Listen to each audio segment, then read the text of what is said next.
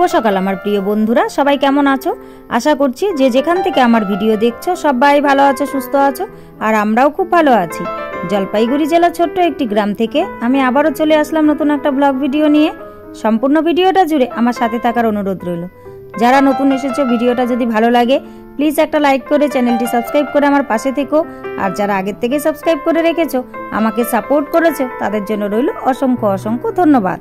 আজ হলো শুক্রবারের সকাল, আর এখন বেলা বাজে সকাল 8টা।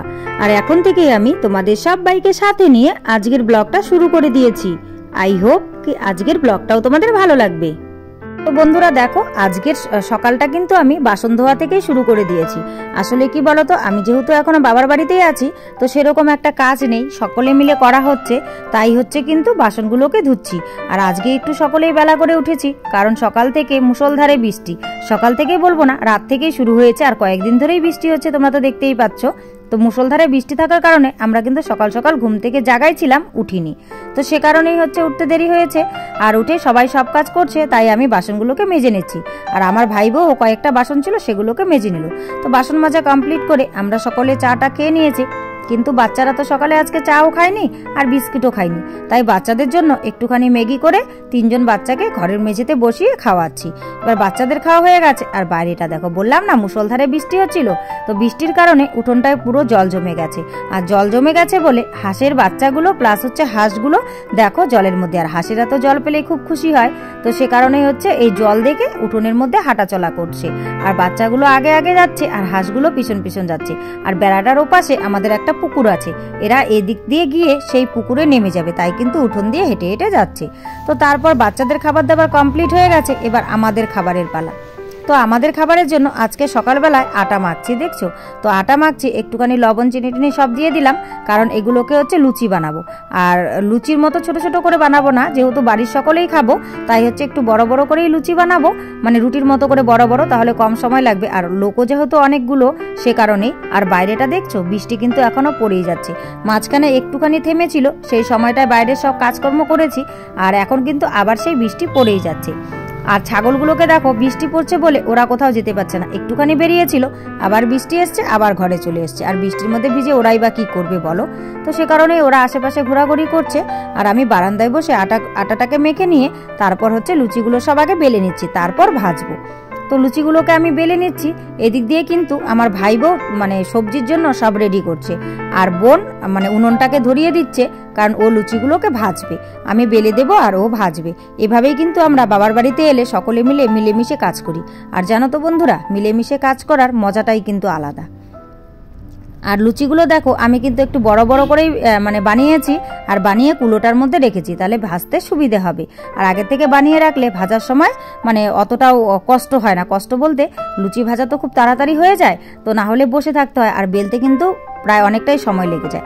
আর যেহেতু এগুলো লুচি ভাজবো তেল দিয়ে, তাই বেশি করে আটা দিয়ে বেলা যাবে না। আর রুটি হলে পরে বেশি করে আটা দিলে পরে তাড়াতাড়ি বেলা যায়। আর আমি তেল দিয়ে মানে বেলি না আর কি, আমার ভালো লাগে না। আমি একটুখানি আটা দিয়ে একটু কষ্ট মষ্ট করে বেলে নিই। আর আমার তেলটা অতটাও মানে কি বলবো, আটার গুঁড়ো পড়ে না আর কি, তেলটা নষ্ট হয় না, ঝেড়ে ঝেড়ে দিই। আর এদিকে দেখো, আমার সব মানে বেলা কমপ্লিট হয়ে গেছে। আর ভাই বউ গ্যাসের মধ্যে ছোট কড়াইটার মধ্যে কিন্তু মানে তরকারিটা বানিয়ে নিচ্ছে। এখানে আলু আর পটল দিয়ে মাখা মাখা একটা সবজি হবে, সঙ্গে একটুখানি পাঁপড় দিয়ে। এটা হচ্ছে লুচি খাওয়ার জন্য সকালে। তো ও কিন্তু মানে কি বলবো, খাওয়ার জন্য তরকারিটা বানিয়ে নিচ্ছে। আমার ভাই বউই বানাচ্ছে, আর আমি বললাম তুই যখন বানাচ্ছিস আমি একটু শ্যুট করি। আর বোন এদিকে বললাম না, উনুনটাকে ধরাচ্ছে, আর বোন এদিকে দেখো লুচিগুলোকে সব ভেজে নিচ্ছে। আর জানো তো, লাইন নেই, সে কারণে একটু অসুবিধে হচ্ছে, দেখাই যাচ্ছিল না। আর আমাদের এই উনুনেই কিন্তু বেশিরভাগ রান্নাবান্নাটা হয়, শুধু চাটাগুলো গ্যাসে হয়, কারণ গ্রামের বাড়ি আর হচ্ছে খড়িয়া আছে, অসুবিধে নেই, সে কারণেই কিন্তু উনুনেই বেশিরভাগটা করা হয়। আর সকলেই উনুনে রান্না করতে ভালোবাসে, কারণ উনুনে খড়ির আগুনে তাড়াতাড়ি করে রান্নাটা হয়ে যায়। আর গ্যাসে টিপ টিপ করে জ্বলে বলে মানে কারোর ভাল লাগে না, সে কারণে আমাদের সব রান্নাবান্না বেশিরভাগটা উনুনেই হয়। বোন লুচিগুলো ভাজছে, আর আমি এদিকে লাইট জ্বলিয়ে আছি মানে মোবাইল দিয়ে। কেন বলো তো বন্ধুরা, কারণ একদম আলো নেই, দেখা যাচ্ছিল না। আর আকাশটা একটুখানি বৃষ্টি হয়ে থেমে আবার মানে ঘন কালো মেঘ করেছে, মনে হচ্ছে আবার মুষলধারে নামবে। তো সে কারণেই লাইন নেই, তাই হচ্ছে আমি ধরে আছি। আর লুচিগুলো দেখেছো রুটির মতো বড় বড় করে বেলেছি, কিন্তু তারপরেও দেখো মানে তেল দিয়ে বেলিনি, কিন্তু তারপরেও কি সুন্দর হয়ে প্রতিটা লুচি ফুলছে। তো যাই হোক বন্ধুরা, একে একে সব লুচি ভেজে কমপ্লিট করে নিয়ে আমাদের এখন খাওয়া দাওয়ার পালা। তো সবাই খেতে বসে গেছে। তো বাচ্চারাও কিন্তু যেহেতু লুচি দেখেছে, ওরাও খাওয়ার জন্য ব্যস্ত হয়ে গেছে। তাই হচ্ছে সকলকে বারান্দায় বসিয়ে দিয়েছি। আর মানে লুচি ভাজতে ভাজতে বললাম না ঘন কালো মেঘ করেছে, মাঝখানটায় মুষলধারে বৃষ্টি হয়ে গিয়ে এখন কিন্তু বৃষ্টিটা থেমেছে। তাই দেখো সকলকে রেডি করে মানে থালায় করে রেডি করে নিয়ে আমি খাবারগুলো দিয়ে দিচ্ছি, সকালের খাবার। তারপর দুপুরের খাবারের আয়োজন হবে। আর বাটিতে করে সবজি দিয়ে দিচ্ছি, আর দুটো করে প্রথমে লুচি দিয়ে দিচ্ছি, তারপর লাগলে যে যার লাগবে শেষে নিয়ে নেবে। তো বাচ্চা দুটোকে আগে দিয়ে দিয়েছি, ওরা দেখো কি সুন্দর খাচ্ছে। আর ভাগ্নি খাবে না, ওই ম্যাগি খেয়েছে, ও আর খাবে না। আর ভাই বউ দেখো আরেকটা থালা নিয়ে এসে বলছে আমাকে আগে দিয়ে দাও, আমি খেয়েটে রান্নার জোগাড়টা করি। আসলে ও তো রান্নার ঘরে আবার ঢুকবে, তো সে কারণে তাই ওকেও আমি স্টিলের থালাটার মধ্যে দিয়ে দিলাম। দিয়ে এবার হচ্ছে সকলকে দিয়ে আমরা দু বোনেও বসে যাব। তো আগে ওদের দিয়ে দিয়েছি, সকলে কিন্তু দুটো করে খেয়ে আর বেশি খেতে পারেনি। কেন বলো তো বন্ধুরা? কারণ লুচিগুলো যেহেতু একটু বড় বড় হয়েছে, দুটো করে মানে খাওয়ার পর আর কারো খিদে নেই। আর বাচ্চারা তো একটা করেই খেতে পারেনি, জানো তো। আর আমিও দুটো খেয়েছি, শুধুমাত্র আমার ভাই দুটোই মানে তিনটে করে খেয়েছে, আর বাদবাকি সকলেই দুটো করে খেয়েছে। তো যাই হোক বন্ধুরা, সকলের খাওয়া দাওয়া কমপ্লিট করে নিয়ে বাসন টাসনগুলোকে মেজে নিয়ে এবার আমি চলে এলাম মাঠের দিকে এসেছি কেন বলো তো? অনেক দিন থেকে মাঠে ঘাটে আসি না। আসলে আমার শ্বশুর বাড়িতে তো জায়গা জমি নেই, আর বাবার বাড়িতে কিছুটা আছে। তো সেখানে কিছু সবজি চাষ করেন আর কি, সিজনাল সবজি। তো এখানে হচ্ছে কুমড়ো গাছ, তারপরে চাল কুমড়ো গাছ, মানে এমনি কুমড়ো, চাল কুমড়ো, ডাঁটা, শসা, তারপর বটবটি, ঝিঙে, এগুলো অল্প অল্প করে লাগিয়েছে। তো তাই আমি মাঠে এসেছি কিছু কুমড়ো পাতা নেওয়ার জন্য আর কুমড়ো ফুল নেওয়ার জন্য। এগুলো দিয়ে বড়া হবে। আসলে কুমড়ো পাতার বড়া অনেক দিন থেকে খাওয়া হয় না। আর এগুলো হচ্ছে পাট শাক। আসলে পাট শাক তো আমরা কিনে খাই, কিন্তু ক্ষেতেরটা খাই না। তাই হচ্ছে এই মাঠে চলে এলাম এগুলো তোলার জন্য। আর এগুলো আমি তুলে নিচ্ছি, কারণ অনেক দিন পর মাঠের থেকে জানো তো নিজের হাতে সবজি আমি তুলছি। কারণ বিয়ের পর থেকে তেমনভাবে তোলা হয় না, বাবার বাড়িতে গেলেই তোলা হয়। আর এদিকটায় তো নেই, বললাম না আমাদের শ্বশুরবাড়িতে জমি জায়গা নেই, সে কারণেই। তো প্রথমে আমি কুমড়ো পাতাগুলোকে কচি কচি কুমড়ো পাতাগুলোকে তুলে নিলাম, এগুলো দিয়ে বড়া হবে। তারপর কিছু এখন পাটের শাক তুলে নেব।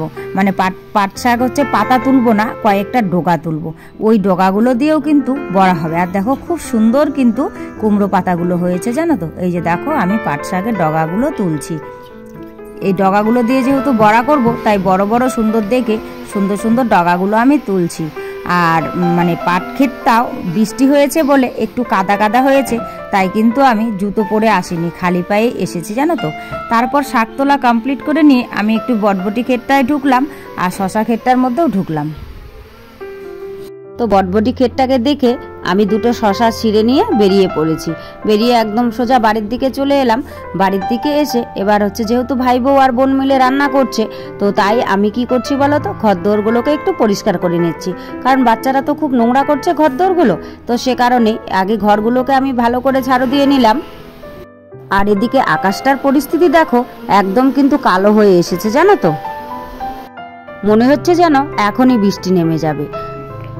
তো ঘরটা ভালো করে পরিষ্কার করে নিয়ে এবার কিন্তু আমি উঠোনটাকে ঝাড়ু দিয়ে নেব।